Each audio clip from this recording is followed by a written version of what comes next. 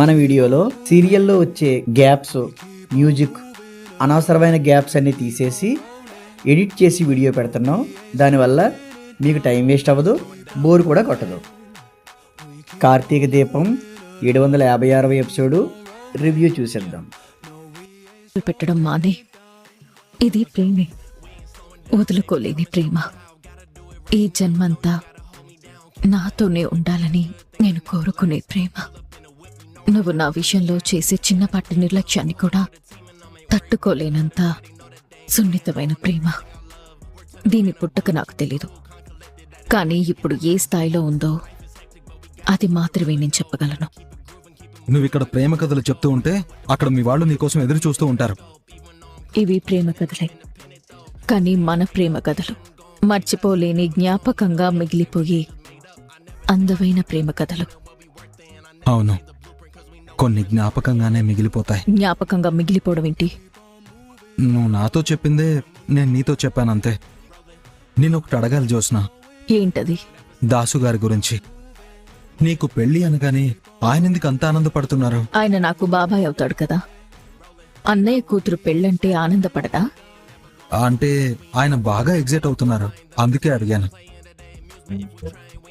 నీకిది ఎలా చెప్పాలి అంటే, పెళ్లి అనగానే దశరథ్ గారి కళ్ళలో కంటే దాసు గారి కళ్ళల్లోనే ఎక్కువ ఆనందం కనిపించింది. కొందరు అంతే సూరజ్, మనల్ని ఎంతగా అభిమానిస్తున్నారో చెప్పడానికి మాటలుండవు.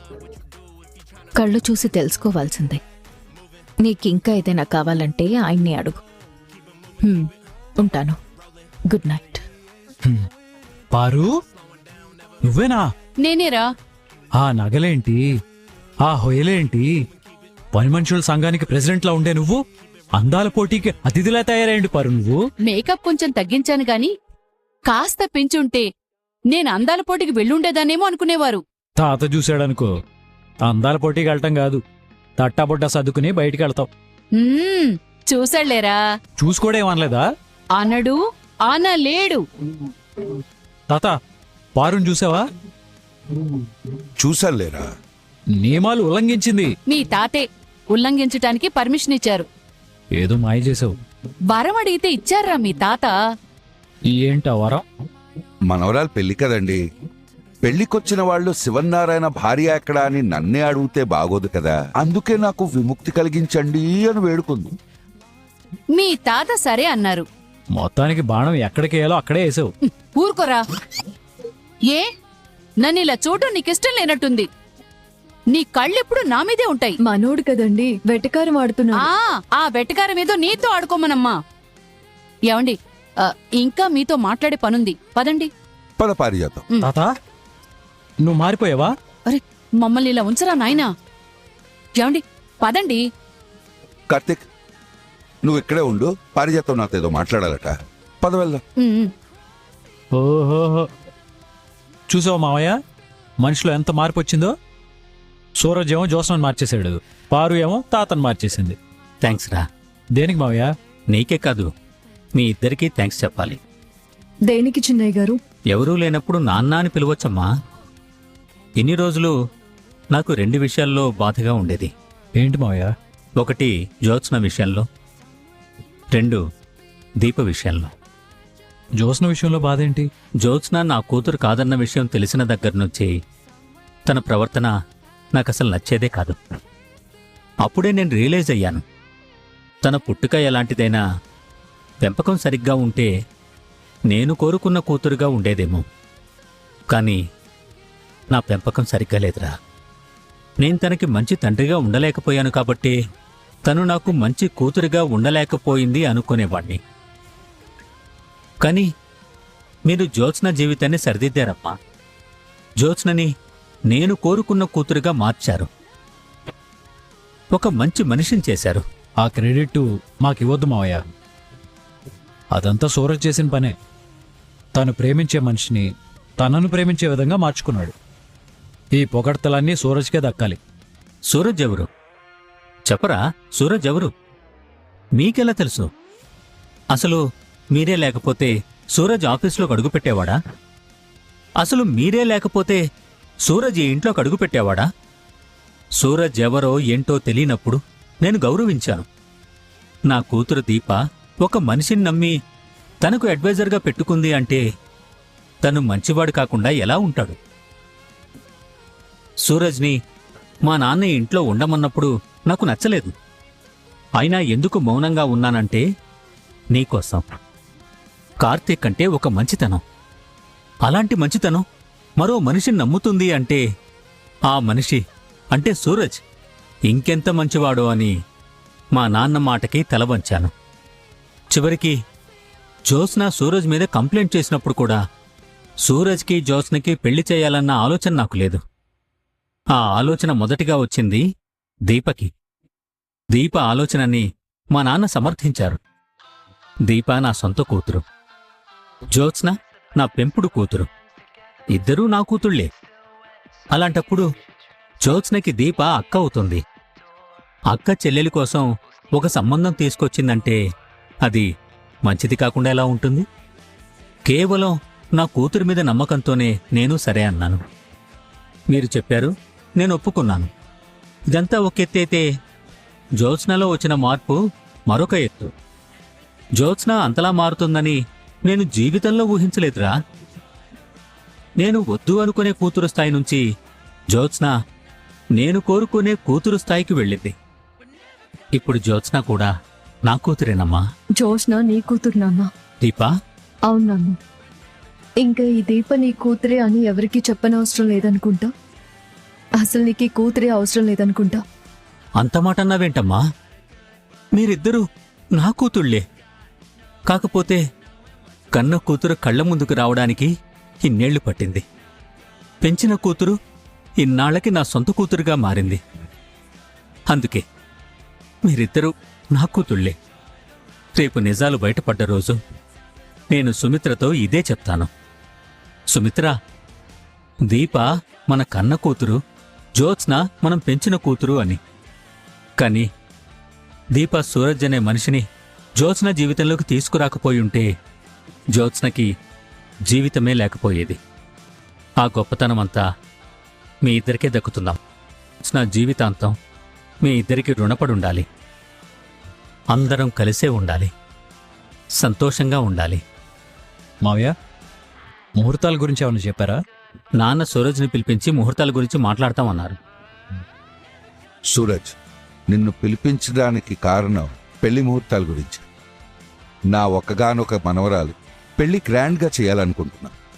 ముందు నిశ్చితార్థం ముహూర్తం పెట్టించి ఆ తర్వాత పెళ్లికి మంచి ముహూర్తం పెట్టిద్దాం అనుకుంటున్నా. ఏమంటావు? ఏమంటాడు? సరే అంటాడు. అడిగింది నిన్ను కాదు. సూరజ్ని మాట్లాడిని గ్రాని. నేనేమీ నీ కాబోయే భర్తకి అడ్డు చెప్పట్లేదే. పారిజాతం, అర్థమైందిలేండి.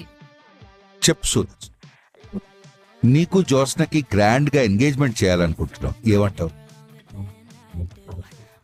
దీంట్లో నీకేమైనా అభ్యంతరం ఉందా? ఉన్నాయి సార్. ఏంటో చెప్పు.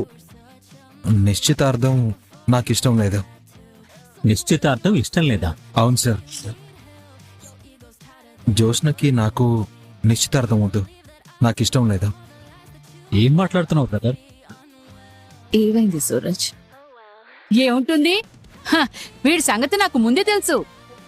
మనసులో ఏదో పెట్టుకుని ఉంటాడు, మనకి మాత్రం చెప్పడు. మనమంతా బాగా జరుగుతుందనుకున్నప్పుడు నెత్తి మీద పిడుగు పడ్డట్టు సైలెంట్ గా చెప్తాడు. ఈ పారిజాతం ఇన్నేళ్ల లైఫ్ లో వన్ అండ్ ఓన్లీ టిపికల్ పీసే వీడు. పిల్లోని మాట్లాడినవు పారు. అది కాదురా గ్రాని. సరే వినండి బాబూ, మాట్లాడు. నువ్వింకా ఇవ్వబోయే ట్విస్ట్లకి రియాక్షన్ ఇవ్వడానికి ఇక్కడ చాలా మంది సిద్ధంగా ఉన్నారు. ఏంటి సూరజ్ ఇది? ఎంగేజ్మెంట్ కి ముహూర్తం పెట్టిద్దాం అనుకుంటుంటే అసలు నువ్వు ఎంగేజ్మెంటే వద్దంటున్నావు. అసలు నువ్వు మాతో ఏం చెప్పాలనుకుంటున్నావు? చెప్పు సూరజ్. చెప్తాను వదినా. నాకైతే ఎంగేజ్మెంట్ ఇష్టం లేదు. డైరెక్ట్గా పెళ్లి ముహూర్తాలే పెట్టించండి. ఆహా, అయ్యయ్యో, కుర్రాడు చాలా ఫాస్ట్ గా ఉన్నాడే. నిశ్చితార్థం పెడితే ఎక్కడ పెళ్లికి లేట్ అయిపోతుందోనని డైరెక్ట్ గా పెళ్లికే ముహూర్తాలు పెట్టించేయమంటున్నాడు. పెళ్లికేమీ అభ్యంతరాలు లేవు కదా? ఉన్నాయి వదినా. పెట్టాడు, మెలిక పెట్టేశాడు. వీడికి మెలిక సూరజ్ అని పేరు పెట్టుంటే సరిగ్గా సరిపోయేది. పెళ్లికున్న అభ్యంతరాలేంటి బ్రదర్? పంతులు గారిని ఈ రోజే పిలిపించి ముహూర్తాలు పెట్టించండి. ఆ, ఆహాహాహా, ఆ. ఆ, పిలిపించడం వరకే మా బాధ్యత. ముహూర్తాలు పెట్టవలసింది మాత్రం పంతులు గారే. ఇదే నేను చెప్పాలనుకుంది. ఉంటాను సార్. కార్తీక్, పంతులు గారిని రమ్మను. అలాగే తాత. ఏమైంది సూరజ్? నాకేమైంది? ఎంగేజ్మెంట్ ఎందుకొద్దన్నా? డైరెక్ట్గా పెళ్లికే వెళ్దామని. పెళ్ళనేది లైఫ్లో ఒక్కసారే జరిగేది. ఇప్పుడు మ్యారేజెస్ అని ఎలా జరుగుతున్నాయి? ఎంగేజ్మెంట్ అని, సంగీత్ అని, బ్యాచులర్ పార్టీ అని, ప్రీ వెడ్డింగ్ ఫోటో షూట్ అని, ప్రీ వెడ్డింగ్ ఫ్యామిలీ పార్టీ అని, హల్దీ ఫంక్షన్ అని ఎప్పటికీ గుర్తుండిపోయేలాగా జరుగుతున్నాయి. మరి నువ్వు డైరెక్ట్గా పెళ్లి అంటే ఇవేమి ఉండవు కదా? ఉండాలని నువ్వు కోరుకుంటున్నావా? ఒకరిష్టంతో ఏదీ జరగదు సూరజ్. ఇష్టాలు విభేదిస్తే గొడవలే. అది ఆగాలంటే ఇద్దరిది ఒక్క మాటే అయ్యుండాలి. నా మాట చెప్పాను, అందరూ ఓకే అన్నారు. అందరి ముందు నువ్వు కూడా ఓకే అన్నావు. ఇప్పుడెందుకు ఆర్గ్యూ చేస్తున్నావు? డైరెక్ట్ గా పెళ్లికి వెళ్ళాలి అనడం వెనక బలమైన కారణం ఏమైనా ఉందా అని. ఉంది అంటే అది ఏంటి అని అడుగుతావు, లేదు అంటే నిజం చెప్పు అంటావు. ఇప్పుడు నేనేం చెప్పాలి? నువ్విప్పుడు అబద్ధం చెప్తున్నావు కదా? లేదు, నేను చాలాసార్లు అబద్ధం చెప్పాను. అబద్ధం చెప్పావా? అవును, చాలా పెద్ద అబద్ధం చెప్పాను. ఏంటిది? మనిద్దరి మధ్య గొడవైందని చెప్పాను గాని నువ్వు కొట్టావన్న నిజం మీ తాతకి చెప్పలేదు. ఇదా నువ్వు చెప్పిన అబద్ధం? మరిప్పుడు నువ్వేమనుకున్నావు? నా మీద నీకున్న ప్రేమ అబద్ధం అని అంటావేమో అనుకున్నాను. అలా అని నీకు అనిపిస్తుందా? ఎందుకు అనిపిస్తుంది? నువ్వు నా సొంతం సూరజ్. ఆ నమ్మకం నీకుంటే చాలు. ఏ నీకు లేదా? లేకుండానే పెళ్లికి ముహూర్తం పెట్టించమని చెప్తానా? మాటలతో మనం ఇలా పోట్లాడుకోవడం ఏమైనా బావుందా సూరజ్? మొదలు పెట్టింది నువ్వే జోస్నా. ప్రేమగా మాట్లాడుకోవచ్చుగా. స్వీట్ తింటావా? ప్రేమగా మాట్లాడుకుందామన్నాను, తీయగా కాదు. క్యాజువల్ గానే అడిగాను. నీ మాటలు చాలే, స్వీట్స్ అవసరం లేదు. ఏదో తెచ్చినట్టున్నావు. నీకొకటి ఇవ్వాలనిపించింది. స్వీట్సా? స్వీట్స్ అయితే ఇంత చిన్న బాక్స్ ఉంటుందా? మరి ఏంటది? నా ప్రేమ. నీ ప్రేమ? చూస్తే నీకు తెలుస్తుంది. నీకోసం. ఏంటిది? కనబడ్డం లేదా? చైన్. ఇప్పుడెందుకు అని? ఇది వట్టి చైన్ కాదు, గోల్డ్ చైన్. వెటకారవా? తమాషాకి. నా ప్రేమని తమాషా చేయకు. సరే, అయితే దీని స్పెషల్ ఏంటో చెప్పు. నువ్వే చూడు. ఏముంది? Chain, locket. ఆ లాకెట్ ఓపెన్ అవుతుంది బాబు. ఓహో, ఇది కూడా ఉందా? హలో బాబు, ఎలా ఉంది? ఎందుకు? బాబు ప్రవరాఖ్య. లవర్ గిఫ్ట్ ఇస్తే హ్యాపీగా ఫీల్ అయ్యి ఎత్తుకుని గిరిగిరా తిప్పాలి. మనకిలాంటివేవి తెలియవనుకుంటాను. అంటే నేను ఇది వరకు ఎవరిని అలా ఎత్తుకోలేదు అంట. అది కాదు జోస్నా. సినిమాలు చూడట్లేదా? సోషల్ మీడియాలో రీల్స్ చూడట్లేదా? అప్డేట్ అవ్వవయ్యా. అయ్యాని. ఏమయ్యా? బాగుంది, వేసుకో. ఇది నీకోసం నేను స్పెషల్ గా చేయించాను. అవును, నా ఫోటో నీకెక్కడిది? వెరీ ఇన్నోసెంట్ క్వశ్చన్ మహాశయ. నా ఫోటోలు నీ దగ్గర ఉన్నప్పుడు నీ ఫోటోలు నా దగ్గరుండవా? ఫోటో ఉంటే వాటిని లాకెట్లో ఎందుకు పెట్టడం? మనిద్దరికీ ఒక జ్ఞాపకంగా ఉంటుందని. చైన్ ఒకటే కాదు, రింగ్ కూడా తీసుకొచ్చాను. చూడు, దీని మీద ఏముందో చూడు. జే అండ్ ఎస్ అని ఉంది. Yes, JS. జే అంటే జ్యోత్స్న, ఎస్ అంటే సూరజ్. లాకెట్లో మన రూపాలు కలిసున్నాయి, ఉంగరం మీద మన పేర్లు కలిసున్నాయి. ఈరోజు నేను నీకు ఈ చైన్ రింగు గిఫ్ట్గా ఇచ్చానని 10 years తర్వాత గుర్తు చేసుకున్నా ఈ జ్ఞాపకాలు అద్భుతంగా ఉండాలి. మనం గుర్తు చేసుకోవడమే కాదు, మన పిల్లలకు కూడా మన ప్రేమ కథని చెప్పాలి. వీలైతే బుక్ కూడా రాస్తాను. చాలా దూరం వెళ్ళిపోయినట్టును. ఆడపిల్లలు అంతే బాబు, దేనికి అంత త్వరగా కనెక్ట్ అవ్వరు. ఒక్కసారి కనెక్ట్ అయ్యారా మనసిచ్చిన మనిషి కోసం ఎంత దూరమైనా వెళ్తారు. తిరిగి రాలేనంత దూరం ఎప్పుడూ వెళ్ళకూడదు. ప్రేమలో వెళ్ళొచ్చు బాబు. ఎందుకంటే లైఫ్ అంటే ఎప్పుడూ ముందుకెళ్లే ప్రయాణమే కానీ వెనక్కి రావడం ఉండదు కదా.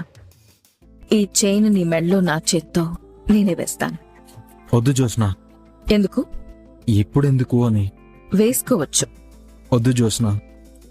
ఇది నా ప్రేమ కానుక అనుకో, ఎప్పటికీ జ్ఞాపకంగా ఉండిపోతుంది. వద్దు జ్యోత్స్న. విలువైందేది నా దగ్గర నిలవదు. నేను దాన్ని పోగొట్టుకుంటాను. ఎందుకు పోగొట్టుకుంటా? నా రాత అంతేనేమో. ఏంటి కొత్తగా వేదాంతం మాట్లాడుతున్నా? వేదాంతం కాదు, నిజం. అలాంటివేమి కుదరవు. దా కూర్చో. జ్యోత్స్న ప్లీజ్. వద్దు జ్యోత్స్న, నేను చెప్పేది విను. నేను విననయ్యా. చూడు ఎంత బాగుందో. మనకి ఎంగేజ్మెంట్ వద్దు అన్నావు కదా, నేను ఈ ఉంగరం నీ వేలికి పెట్టాను అంటే మనకి ఎంగేజ్మెంట్ అయినట్టే. వద్దు జ్యోత్స్న. ఏం వద్దు? ముహూర్తం ఎలాంటిదో, ఈ గడియ మంచిదో కాదో, ఇది మన ఎంగేజ్మెంట్ అని రింగు పెడితే అది చెడుకు దారితీస్తే? ఏమైంది ఈరోజు నీకు? చాలా తేడాగా మాట్లాడుతున్నావు. ఎంగేజ్మెంట్ వద్దంటావు, డైరెక్ట్గా పెళ్లి ముహూర్తాలే పెట్టండి అన్నావు. నేను రింగు పెడతానంటే వద్దంటున్నావు. అది కాదు జ్యోత్స్న. ఏది కాదు? నీకు నా మీద ప్రేమ లేదని అర్థమైంది. అలా అని కాదు జ్యోత్స్న. ఈ ఉంగరం నువ్వే ఉంచుకో. బాయ్. జ్యోత్స్న. నీకు నా మీద ప్రేమ లేదురా. జ్యోత్స్న అది కాదు. ఇక్కడితో ఈరోజు ఎపిసోడ్ ముగుస్తుంది. ఈ వీడియో నచ్చితే తప్పకుండా లైక్ చేయండి. ఈ వీడియోపై మీ అభిప్రాయాన్ని కామెంట్ సెక్షన్లో తెలియజేయండి. ఇప్పటివరకు మన ఛానల్ సబ్స్క్రైబ్ చేయకపోతే సబ్స్క్రైబ్ చేసుకొని పక్కన ఉన్న బెల్ ఐకాన్ ఆన్లో పెట్టుకోండి.